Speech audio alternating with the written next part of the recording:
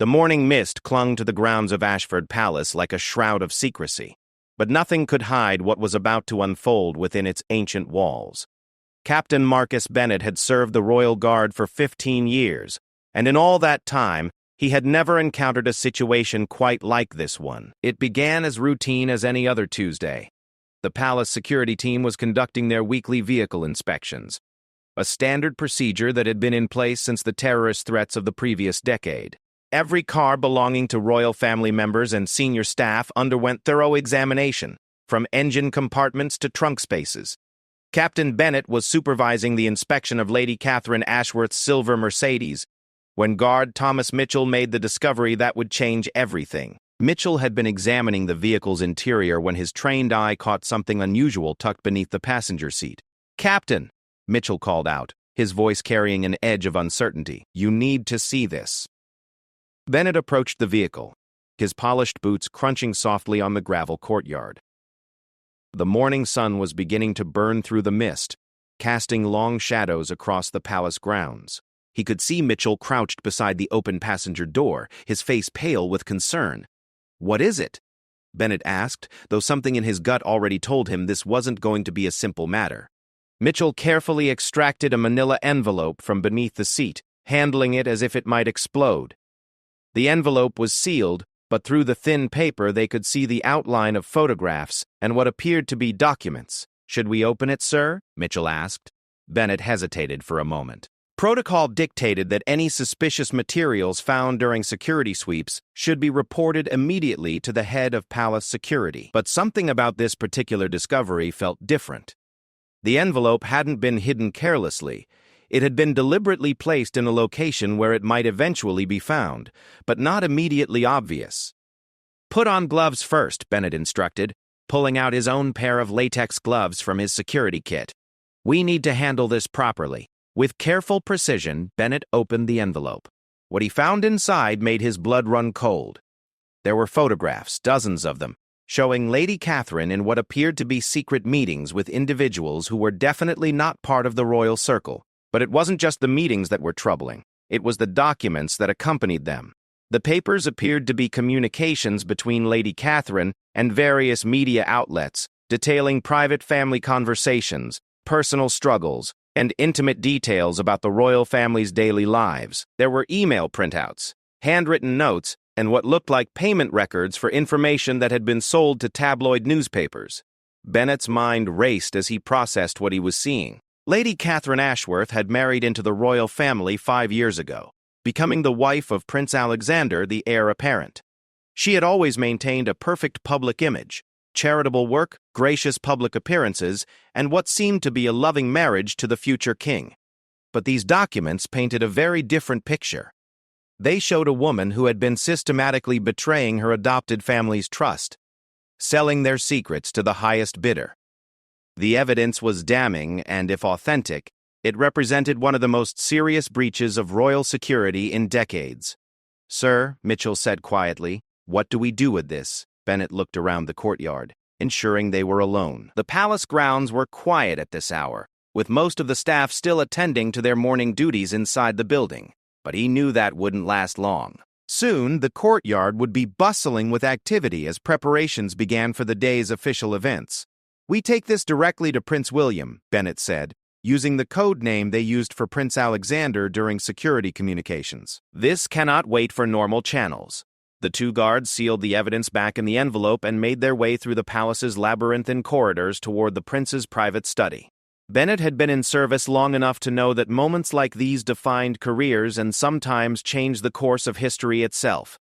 Prince Alexander was in his study reviewing the morning's briefings when Captain Bennet knocked on the heavy oak door. The prince was a man of 35, tall and dignified, with the bearing that came from a lifetime of preparation for the crown. His dark hair was beginning to show touches of premature gray, a common affliction among those born to rule. "Enter," came the prince's voice from within.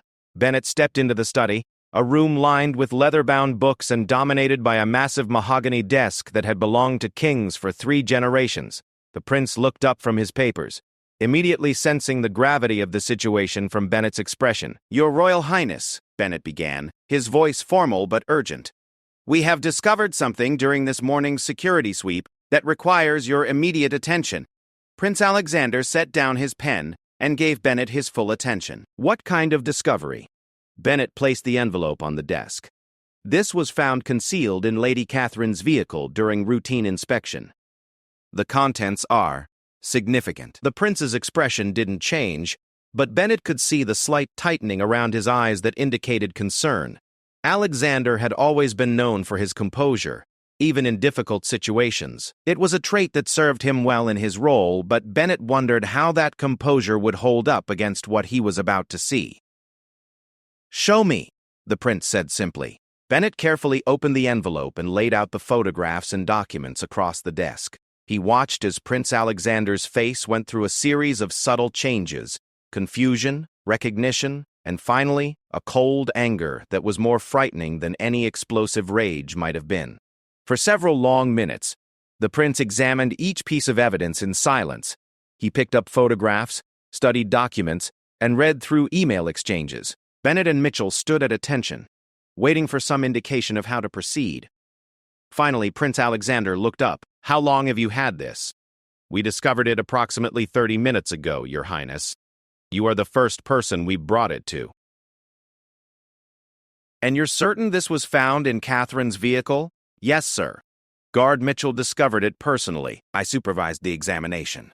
Prince Alexander stood and walked to the window that overlooked the palace gardens. From this vantage point, he could see the rose garden where he had proposed to Catherine 5 years ago.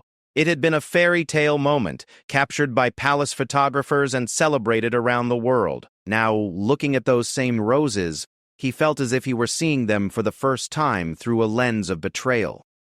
"Captain Bennett," he said without turning around, "I want you to conduct a complete investigation, discreetly. I want to know how long this has been going on, what information has been compromised, and who else might be involved." "Yes, Your Royal Highness." "And Bennett," the prince added, finally turning back to face the guards, "this stays between us until I decide how to handle it. No one else is to know about this discovery. Is that understood?" "Completely, sir." As the guards left the study, Prince Alexander returned to his desk and stared at the evidence spread before him. Each photograph felt like a knife in his heart, each document a confirmation of his worst fears. He had always known that marrying into the royal family was difficult for outsiders, but he had believed that Catherine was different. She had seemed to embrace royal life, to understand the responsibilities and the sacrifices required. But apparently she had been playing a very different game all along. The prince picked up one particular photograph that showed Catherine meeting with James Morrison, the editor of one of the country's most notorious tabloid newspapers. The meeting appeared to be taking place in a private dining room at an expensive restaurant. Catherine was leaning forward, clearly engaged in intense conversation, while Morrison was taking notes. Another document showed a bank statement with regular deposits that coincided with major royal family stories that had appeared in various newspapers. The amounts were substantial, enough to suggest that Catherine had been receiving significant payments for her information. But it was the personal nature of some of the leaked information that hurt the most.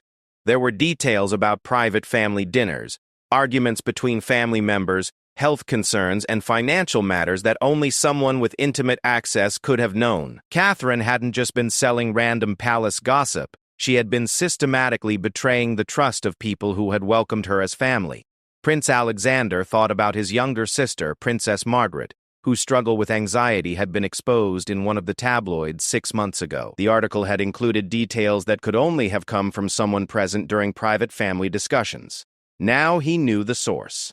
He thought about his father, the king, whose minor heart procedure had been leaked to the press before the family had even had a chance to process the information themselves. The stress of managing the media frenzy while worrying about his father's health had been overwhelming at the time. And he thought about his mother, the Queen, who had been dealing with the constant pressure of having her family's private moments splashed across newspaper front pages. She had aged visibly in recent years, and now Alexander understood why. All of it could be traced back to Catherine. The prince reached for his private phone, the one used only for the most sensitive communications. He needed to think carefully about his next move. Confronting Catherine directly was his first instinct, but he knew that approach might not yield the full truth. If she had been clever enough to maintain this deception for years, she would certainly be prepared with explanations and excuses. Instead, he decided to conduct his own investigation first. He would give Captain Bennet time to gather more evidence, but he would also do some checking of his own. He wanted to understand the full scope of the betrayal before he made any decisions about how to handle it. The morning that had started routinely had become one of the most significant of his life.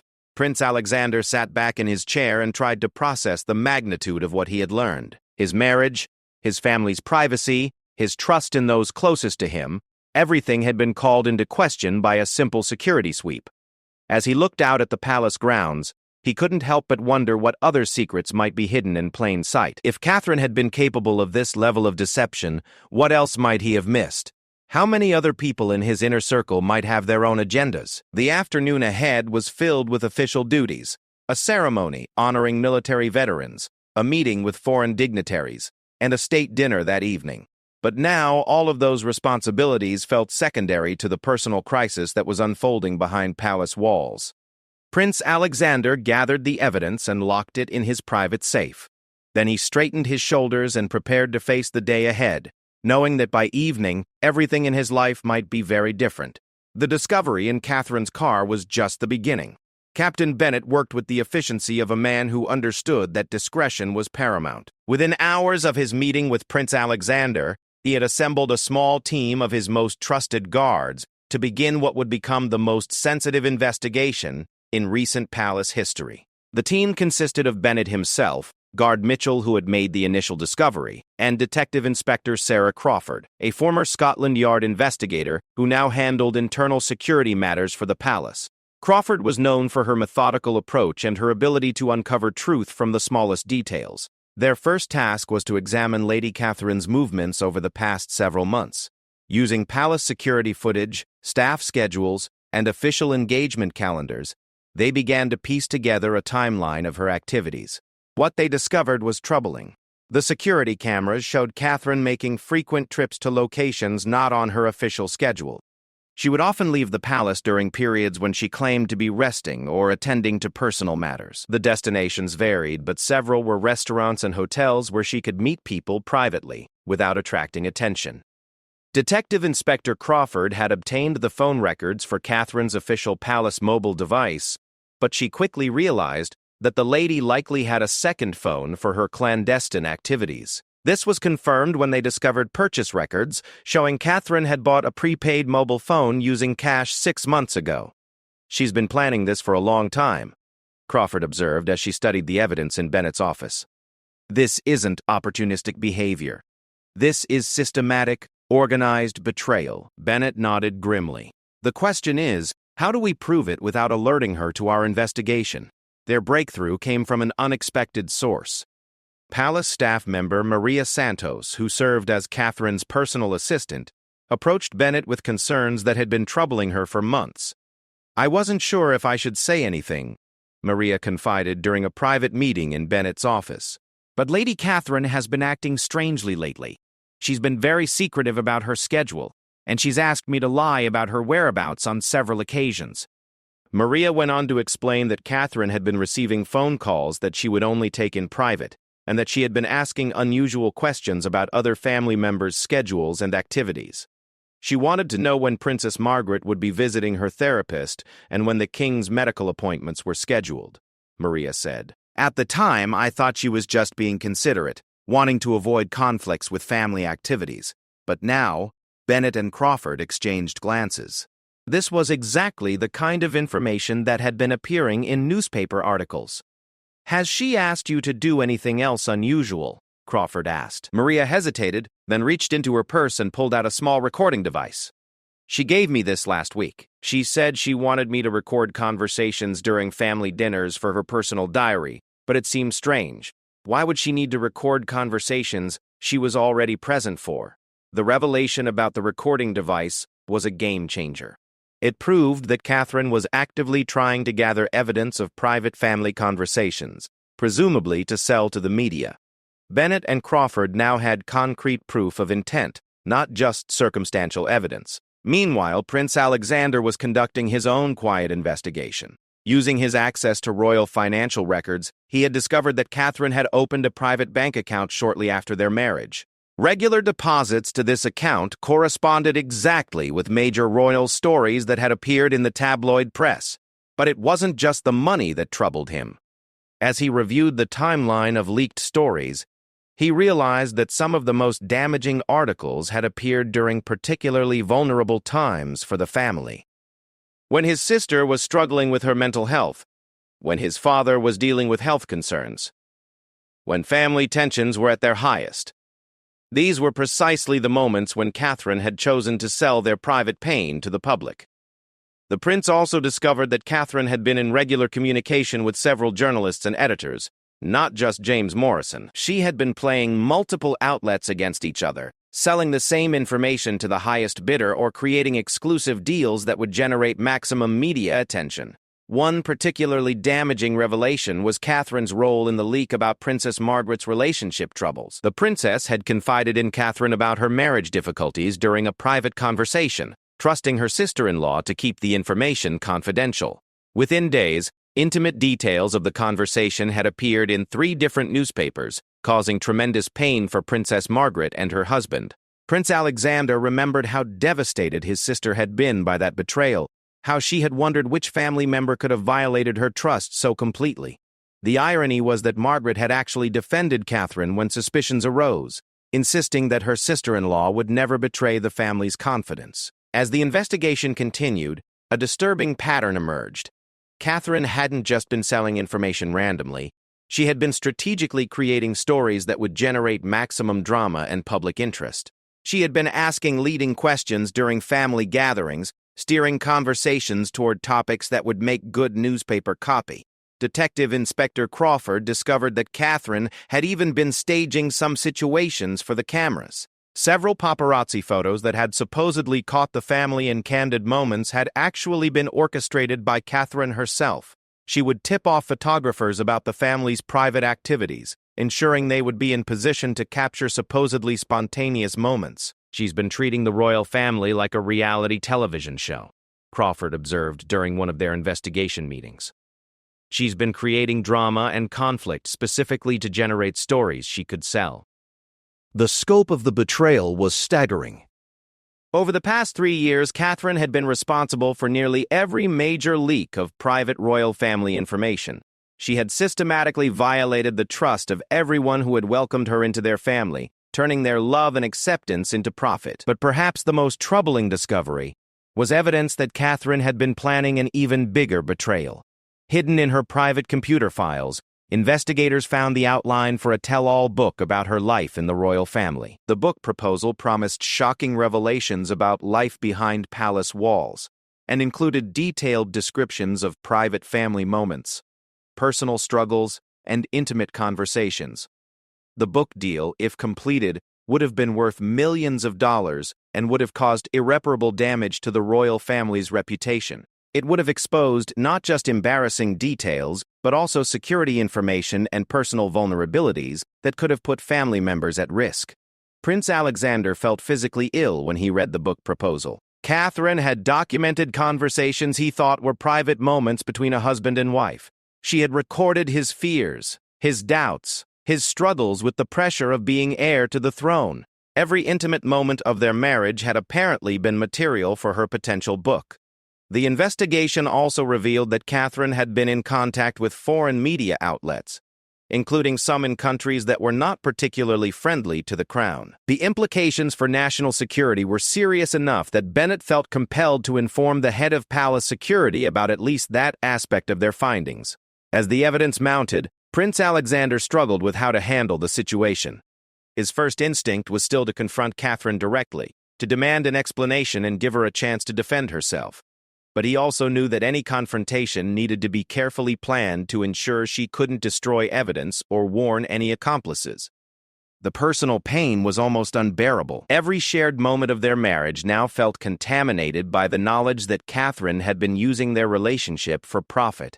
He wondered if she had ever truly loved him, or if he had simply been a means to access the information and position she needed for her schemes. The worst part was realizing how many family members had been hurt by information that Catherine had extracted from him. When he had shared his concerns about his sister's health with his wife, seeking comfort and support, Catherine had turned that private worry into newspaper headlines. When he had confided his anxiety about his father's heart procedure, she had sold that fear to the highest bidder. Prince Alexander also had to consider the broader implications for the monarchy. If Catherine's betrayals became public, the damage to the royal family's reputation could be severe. The public trusted that the royal family maintained certain standards of dignity and discretion. Learning that someone within their inner circle had been systematically violating that trust could undermine public confidence in the institution itself. But there was another consideration: justice. Catherine had committed serious breaches of confidence and possibly violated several laws regarding privacy and security. If her actions had been carried out by anyone else, criminal charges would likely follow. The question was whether her position as a member of the royal family should protect her from those consequences. As the investigation entered its third day, Prince Alexander knew that he couldn't delay much longer. Catherine was becoming suspicious of the increased security presence around the palace, and she had already asked several staff members about unusual activity. It was only a matter of time before she realized that her secret had been discovered. The evidence was overwhelming and undeniable. Catherine had betrayed not just her husband, but his entire family, turning their private lives into public entertainment for financial gain. The question now was what to do about it. Prince Alexander looked at the calendar on his desk. There was a family dinner scheduled for that evening, a private gathering to celebrate his mother's birthday. Catherine would be there, playing the role of the devoted daughter-in-law, just as she had for years, while secretly recording and selling the family's most intimate moments. The thought of sitting through another family dinner, watching Catherine pretend to care about people she had been systematically betraying, was almost unbearable. But it would also provide an opportunity. If Catherine thought her secret was safe, she might make another mistake that would provide even more evidence of her betrayals. Captain Bennet knocked on the prince's study door, interrupting his thoughts. "Your Royal Highness, we've completed our preliminary investigation. Detective Inspector Crawford has prepared a full report." "Come in," Prince Alexander called. Bennet entered with Crawford, both carrying thick folders containing their findings. The weight of evidence they had gathered was substantial, but the prince knew that the real weight he was feeling came from the personal betrayal, not the legal implications. "What's your recommendation?" he asked. "Sir," Crawford said carefully, "the evidence supports immediate confrontation. Lady Catherine poses a continuing security risk to the family, and she appears to be planning an even larger betrayal with this book project. We recommend that you confront her as soon as possible, preferably with witnesses present, to ensure she cannot claim the conversation was misrepresented." Prince Alexander nodded slowly. The time for investigation was over. Now came the much more difficult task of confronting the woman he had loved and trusted with the truth about who she really was. The Queen's birthday dinner was scheduled for 7 o'clock in the private family dining room, a more intimate setting than the grand state dining hall. Prince Alexander spent the afternoon preparing for what would be one of the most difficult conversations of his life. He had decided to confront Catherine immediately after the dinner, when the family would be relaxed and off guard, making it easier to gauge authentic reactions. Captain Bennet had positioned additional security personnel around the palace, though their presence was subtle enough not to alarm Catherine or other family members. Detective Inspector Crawford was stationed nearby, ready to intervene if Catherine attempted to destroy evidence or flee. As Alexander dressed for dinner, he couldn't help but remember other family gatherings over the past 5 years. How many of those intimate moments had Catherine been mentally cataloging for future sale? How many private jokes, family concerns, and personal struggles had she been turning into profit? The dining room was beautifully decorated for the Queen's 78th birthday. Fresh flowers from the palace gardens adorned the table, and the family's finest china had been brought out for the occasion.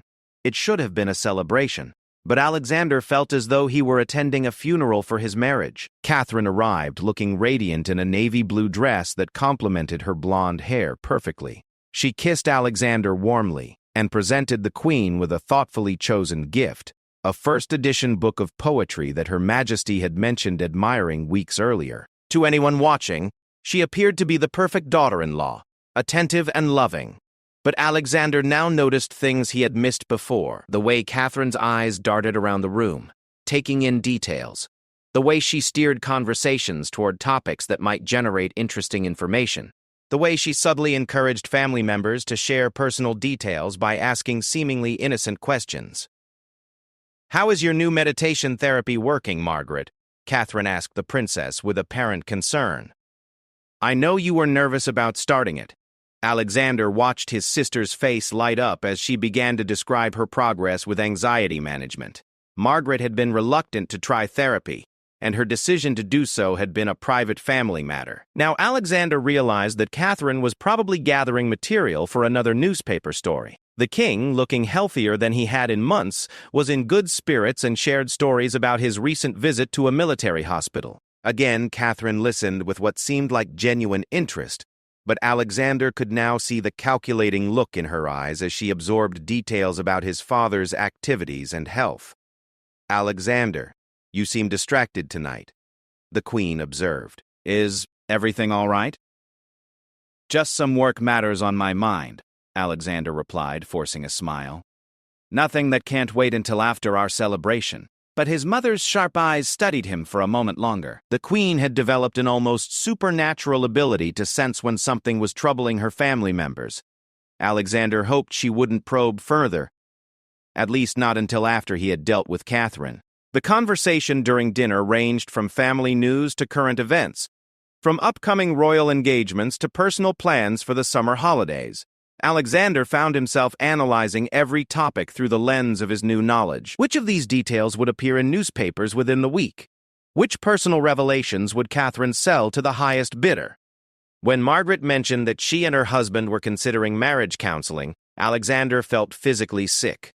This was exactly the kind of intimate family information that Catherine had been exploiting. He wanted to warn his sister, to tell her to stop sharing personal details, but he couldn't without revealing what he knew.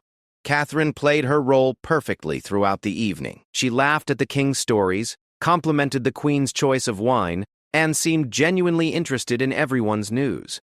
If Alexander hadn't seen the evidence with his own eyes, he might have believed her performance himself. As the evening wound down and family members began to excuse themselves, Alexander caught Catherine's arm gently. "Could you stay for a moment? I'd like to discuss something with you." Catherine's smile was warm and unsuspecting. "Of course. Is everything all right?" "Actually, let's talk in my study," Alexander said. "It's more private there." He guided Catherine through the palace corridors toward his study, his heart pounding with a combination of anger and dread. Captain Bennet followed at a discreet distance, while Detective Inspector Crawford positioned herself nearby. The study felt different now than it had that morning when Bennet first showed him the evidence.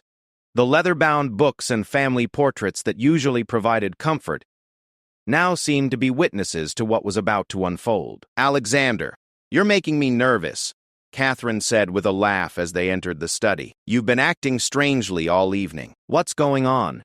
Prince Alexander moved to his desk and opened the safe where he had stored the evidence. His hands were steady as he removed the manila envelope and spread its contents across the desktop just as Captain Bennet had done that morning. "I think you know what this is about," he said quietly. Catherine approached the desk, her expression shifting from confusion to recognition to something that might have been relief. For a moment she stood in silence, looking at the photographs and documents that detailed her betrayal. "Where did you find these?" she asked, finally. "Your car." "This morning during routine security inspection." Catherine nodded slowly, as if confirming something to herself. "I wondered when this would happen. I've been careless lately." Her calm reaction surprised Alexander.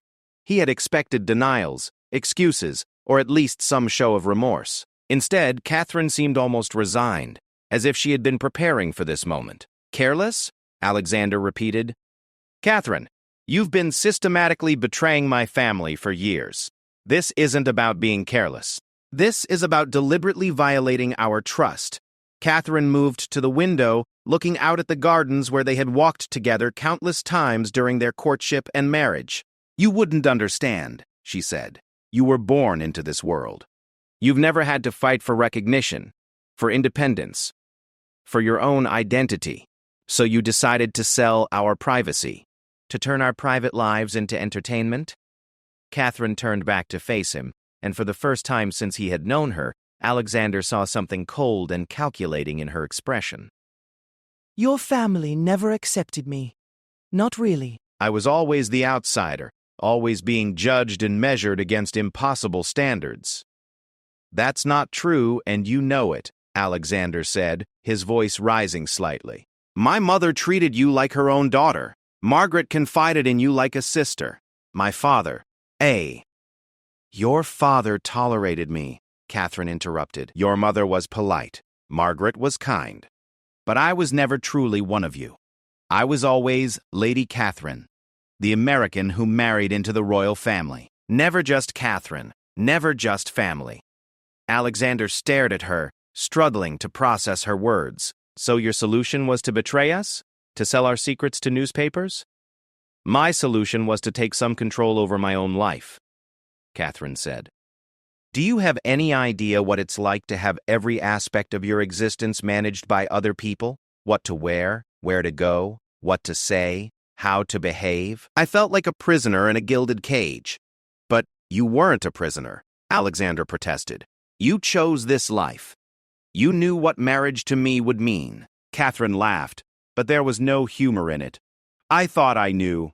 I thought I could handle it.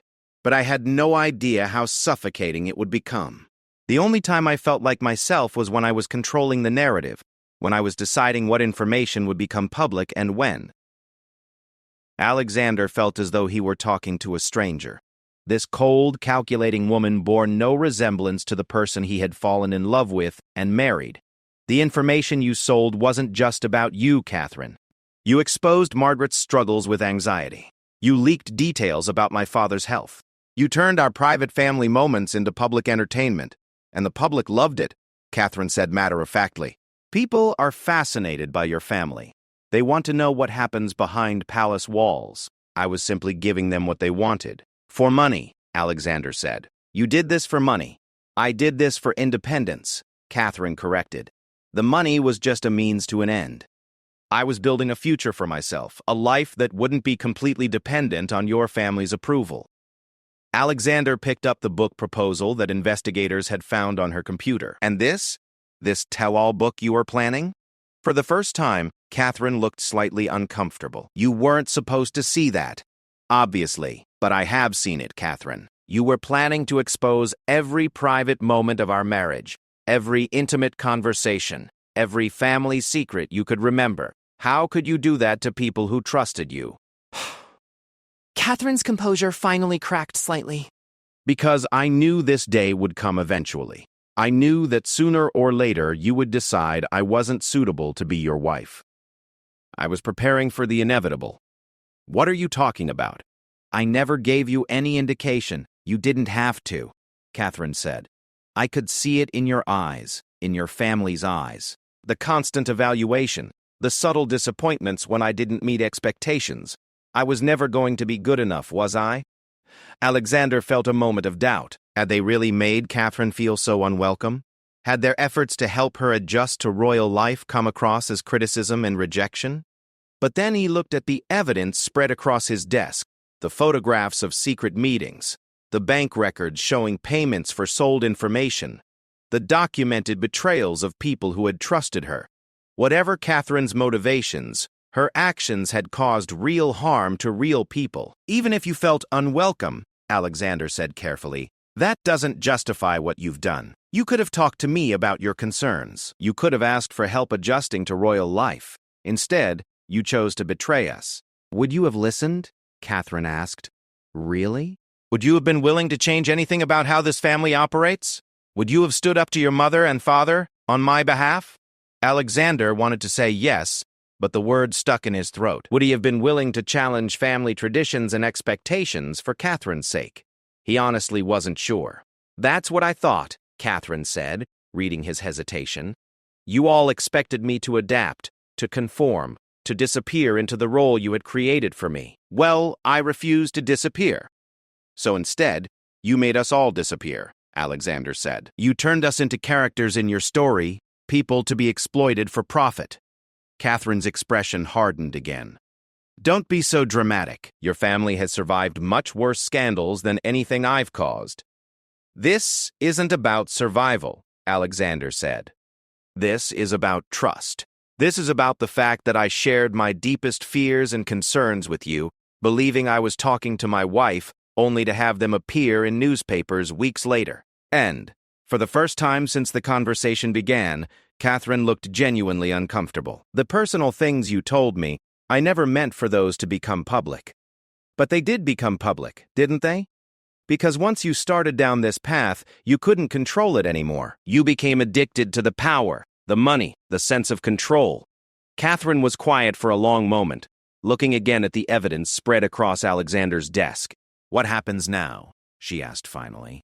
Alexander had been dreading that question all day. He had spent hours considering his options, weighing legal consequences against family reputation, justice against mercy. Now, he said slowly, we have to decide what to do about the fact that my wife has been systematically betraying my family for years. The weight of those words hung in the air between them. This wasn't just about marriage problems or personal disagreements anymore. This was about crimes against the crown, violations of national security, and betrayals that had caused real harm to innocent people. Catherine seemed to realize the gravity of her situation for the first time. Alexander, she said, her voice softer now, I know this looks bad, but surely we can work something out. We can find a solution that works for everyone.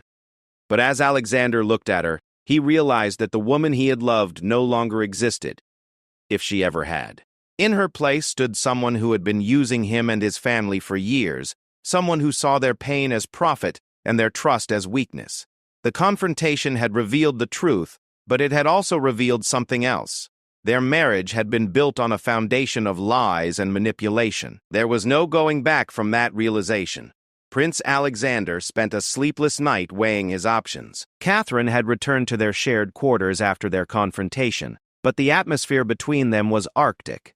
She had not attempted to deny the evidence or offer any real apology. Instead, she had retreated into a cold professionalism that made her feel like a stranger in their own home. By morning, Alexander knew what had to be done. The evidence was too overwhelming, the betrayal too systematic, and the potential for future damage too great to ignore. But before he could take any formal action, he needed to inform his family about what had been discovered. He called for a private family meeting in the Queen's sitting room at 9 o'clock sharp. When he arrived, he found his parents and sister already assembled, their faces showing concern at the unusual urgency of his request. I'm afraid I have some very serious news to share, Alexander began, his voice steady despite the turmoil he felt inside. Yesterday morning, palace security discovered evidence that Catherine has been systematically leaking private family information to the press for financial gain. The silence that followed was deafening. Princess Margaret was the first to speak, her voice barely above a whisper. What kind of evidence? Alexander spread out copies of the key documents on the coffee table, photographs of Catherine meeting with journalists, bank records showing payments, and excerpts from some of the leaked communications. He watched his family's faces as they processed what they were seeing. The Queen's expression remained composed, but Alexander could see the hurt in her eyes as she recognized details from conversations that had subsequently appeared in newspapers. The king's jaw tightened as he read through bank statements that showed exactly how much their family's privacy was worth in Catherine's estimation. But it was Margaret's reaction that was the most difficult to witness, as she realized that her sister-in-law had been the source of stories about her mental health struggles and marriage problems. Tears began flowing down her cheeks. She knew how much those articles hurt me, Margaret said quietly. She comforted me when they were published. She helped me deal with the embarrassment and invasion of privacy. And all along, she was the one selling the information. The king leaned forward, his voice carefully controlled. How long has this been going on? From what we can determine, it started approximately 6 months after she joined the family, Alexander replied. It's been systematic and ongoing. And this book proposal? The Queen asked, picking up the document that had perhaps hurt Alexander the most. She was planning to write a tell-all memoir exposing private family details for publication. The advance alone would have been worth several million pounds. The Queen set the document down carefully, as if it might contaminate her hands. I see. The family sat in stunned silence for several minutes, each processing the magnitude of Catherine's betrayal in their own way. These were people who had welcomed her into their inner circle, who had trusted her with their most vulnerable moments, who had treated her as a beloved family member. "What are your recommendations?" the king asked finally, falling into the formal tone he used during official business. "I believe we have no choice but to involve legal authorities," Alexander said. "Catherine has violated numerous confidentiality agreements, potentially compromised national security information, and may have committed fraud by selling information that wasn't hers to sell." "And personally?" the queen asked gently. Alexander took a deep breath. This was the question he had been dreading. "Personally, I believe our marriage is over. I cannot continue to be married to someone who has been systematically betraying our family's trust." Margaret reached over and squeezed her brother's hand. "I'm so sorry, Alexander. I know how much you loved her." "I thought I did," Alexander replied. "But I'm beginning to wonder if the person I loved ever really existed, or if she was just another performance." The king stood and began pacing, a habit he had when dealing with particularly difficult decisions. "We need to consider the broader implications," he said. "If this becomes public, it will cause significant damage to the monarchy's reputation." "With respect, Father," Alexander said, "I think the damage has already been done. Catherine has been exposing our private lives to public scrutiny for years. The only difference now is that we know she was the source." The queen nodded slowly. "Alexander is right. We cannot allow concern about public relations to prevent us from addressing this betrayal properly." "There's something else," Alexander added reluctantly. "Captain Bennet believes Catherine may not be working alone. Some of the information she had access to would have required help from other palace staff members. This revelation hit the family like a physical blow. The idea that their trusted staff might be involved in the conspiracy was almost too much to bear. How do we proceed?" Margaret asked. "Carefully and thoroughly," the king replied. "We need to conduct a complete investigation to determine the full extent of the conspiracy and identify any other participants." That afternoon, Detective Inspector Crawford began expanded interviews with palace staff members. The investigation had to be conducted with extreme discretion to avoid tipping off potential conspirators, but it was essential to understand how much damage had been done. Meanwhile, Prince Alexander had another difficult conversation ahead of him. He had decided to give Catherine one final opportunity to cooperate with the investigation and potentially minimize the legal consequences she would face. He found her in their private sitting room, packing personal items into boxes. She looked up when he entered, but didn't stop her systematic removal of belongings. "Going somewhere?" Alexander asked. "I think we both know this arrangement is no longer sustainable," Catherine replied without emotion. "I'm moving back to the guest wing until other arrangements can be made." "Actually, I wanted to talk to you about those other arrangements," Alexander said. "You have a choice to make, Catherine. You can cooperate fully with our investigation, provide complete information about your activities and any accomplices, and we can handle this matter privately. Or we can turn everything over to the authorities and let them handle it publicly." Catherine paused in her packing and looked at him directly. "What exactly are you offering?" "Full cooperation in exchange for a quiet divorce and safe passage out of the country," Alexander said. "No criminal charges, no public humiliation, but also no financial settlement beyond what you've already stolen. And if I refuse? Then we prosecute you to the fullest extent of the law for theft, fraud, violation of national security protocols, and breach of confidentiality agreements. Given the evidence we have, you would likely spend several years in prison." Catherine resumed packing, but Alexander could see that she was thinking carefully about his offer. "I would need guarantees," she said finally. "What kind of guarantees?" "That my cooperation wouldn't be used against me in the future. That the information I provide would be kept confidential. That I would be allowed to leave the country without harassment."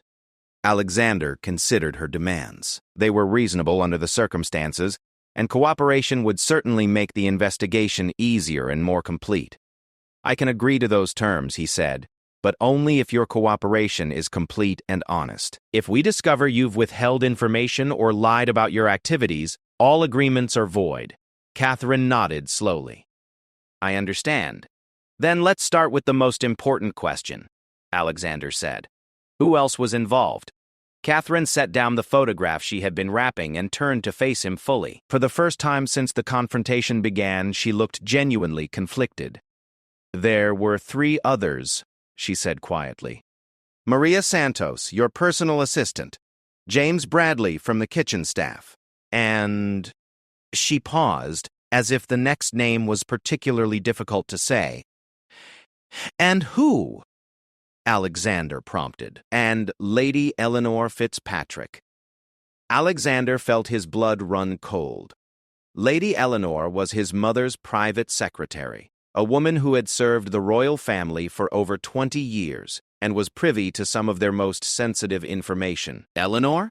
Alexander repeated, unable to hide his shock. "Are you certain?" "She was the one who originally approached me," Catherine admitted. "About 6 months after we were married, she suggested that I could make some extra money by sharing interesting family stories with select journalists. She said it was harmless, that everyone did it. This revelation changed everything. If Lady Eleanor had been involved from the beginning, then the conspiracy was far more extensive and dangerous than they had realized. Eleanor had access to diplomatic communications, financial records, and security information that could potentially compromise national interests. "What kind of information did Eleanor provide?" Alexander asked.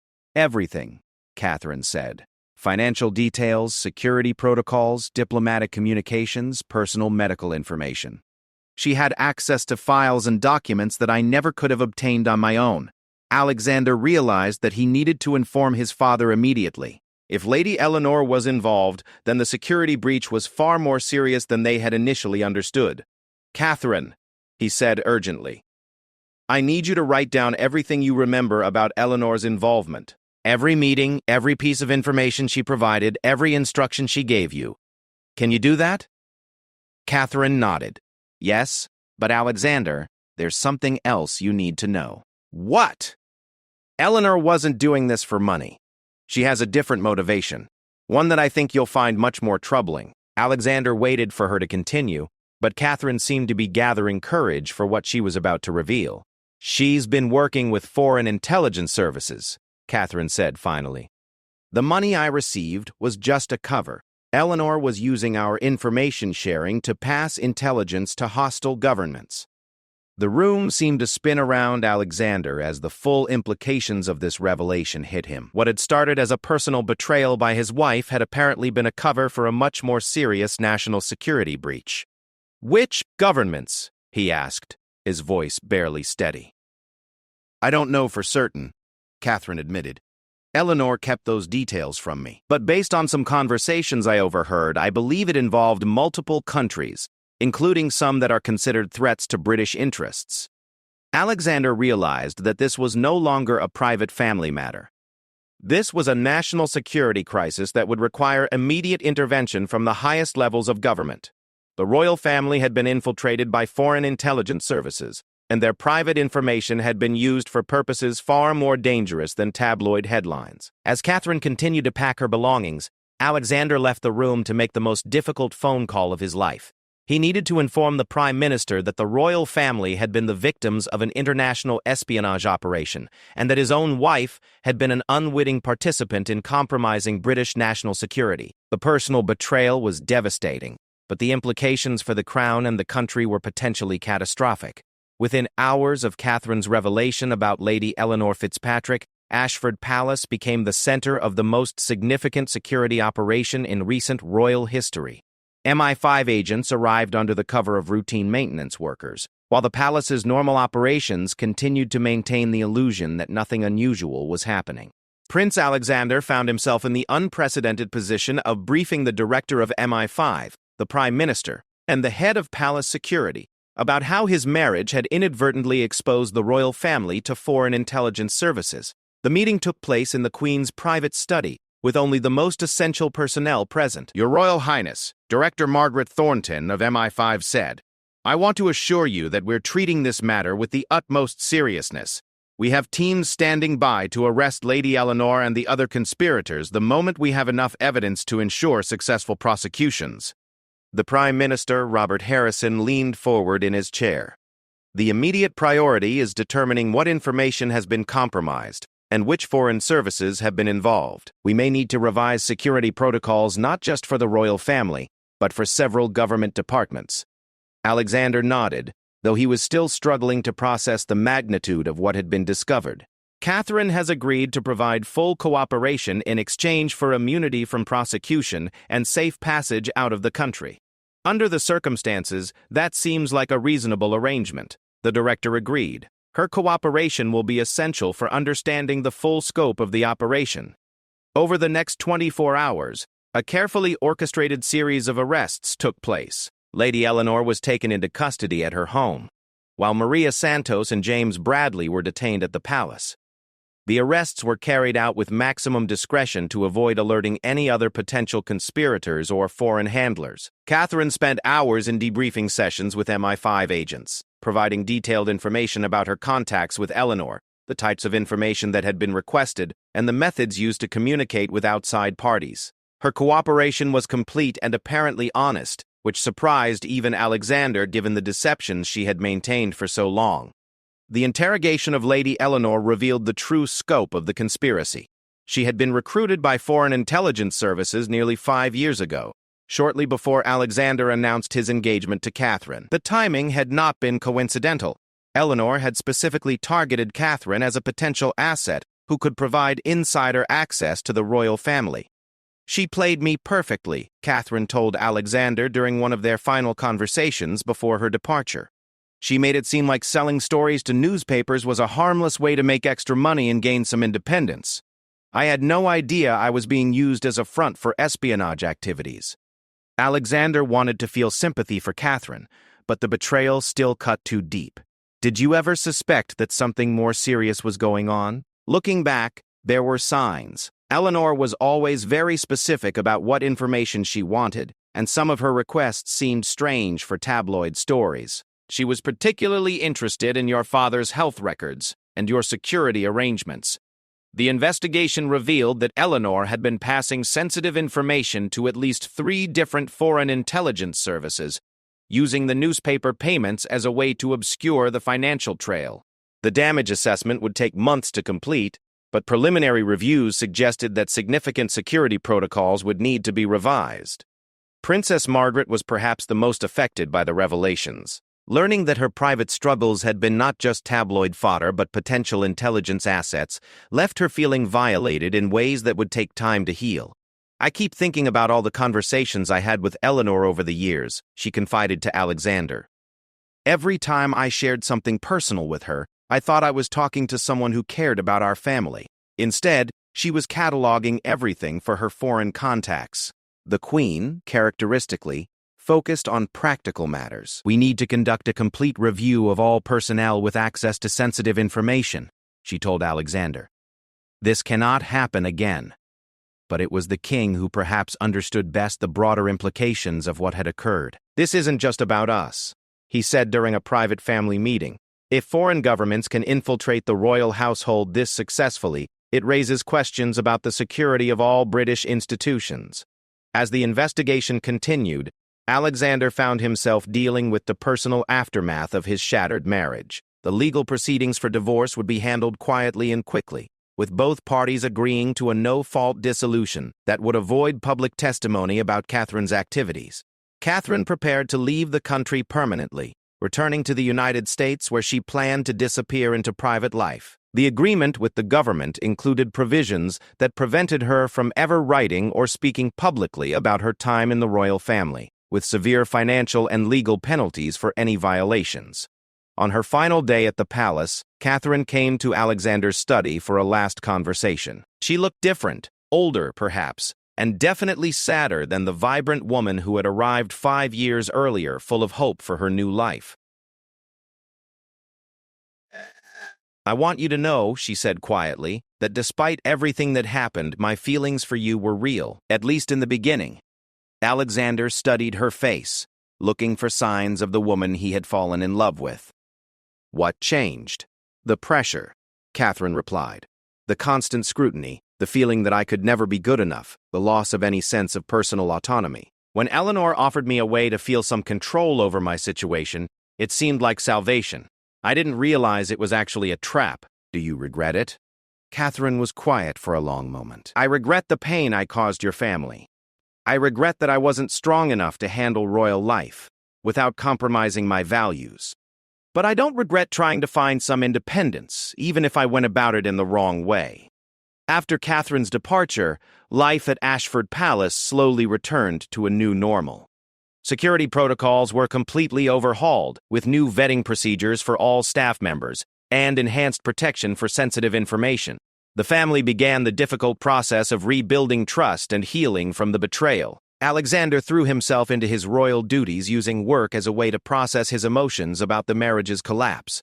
But he also found himself reflecting on Catherine's complaints about royal life and whether the family could do more to help future members adapt to their unique circumstances. Princess Margaret began seeing a new therapist who specialized in trauma recovery, working through her feelings about having her most vulnerable moments exploited by people she trusted. The experience ultimately made her stronger, though the process was difficult. The King and Queen implemented new policies designed to provide better support for family members who married into the royal family, including regular check-ins, mental health resources, and more flexibility in official duties during adjustment periods. 6 months after Catherine's departure, the full damage assessment was complete. While some sensitive information had been compromised, quick action by MI5 and other security services had prevented any major national security breaches. Lady Eleanor and her co-conspirators received lengthy prison sentences, while their foreign handlers were declared persona non grata and expelled from the country. Alexander received dozens of marriage proposals from aristocratic families around the world, but he was in no hurry to remarry. The experience with Catherine had taught him valuable lessons about trust, compatibility, and the importance of truly knowing someone before making a lifelong commitment. During a quiet moment in his study one evening, Alexander reflected on everything that had happened. The discovery of Catherine's betrayal had been devastating, but it had also revealed the strength of his family's bonds and their ability to overcome even the most serious challenges. He thought about the security guard who had made the initial discovery in Catherine's car, setting in motion events that had ultimately protected the royal family and the country from a serious security threat. Sometimes, he reflected, the most important moments came from the most routine activities. The photographs and documents that had once covered his desk as evidence of betrayal were now locked away in government files, but the lessons they had taught about trust, loyalty, and the price of deception would stay with him forever. As he looked out at the palace gardens where he had once walked with Catherine during happier times, Alexander felt not bitterness, but a kind of sad wisdom.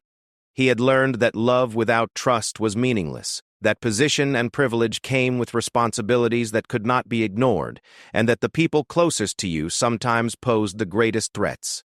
But he had also learned that his family's bonds were stronger than any external attack, that the institution of the monarchy could survive even serious betrayals, and that sometimes the end of one chapter of life simply meant the beginning of another. The investigation was closed, the conspirators were in prison, and the royal family was secure once again. Prince Alexander remained unmarried but wiser. Princess Margaret continued her recovery and advocacy work, and the King and Queen governed with the knowledge that they had successfully protected both their family and their nation from a sophisticated intelligence operation. In the end, the discovery in Catherine's car had revealed not just a personal betrayal, but a threat to national security that might have continued for years if not for a routine security inspection.